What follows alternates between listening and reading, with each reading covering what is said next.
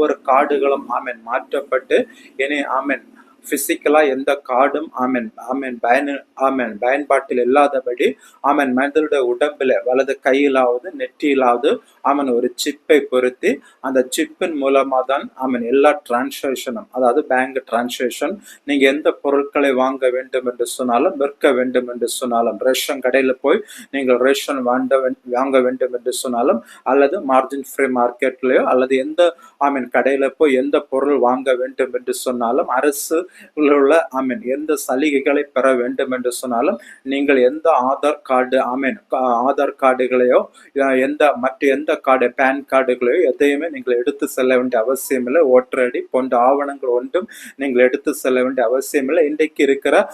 பல அரசு சலுகைகளுக்கு இந்த ஆவணங்களை முக்கியமாக கேட்பார்கள். அதாவது ஆதார் கார்டு, மார்க் ஷீட்டு, அப்புறம்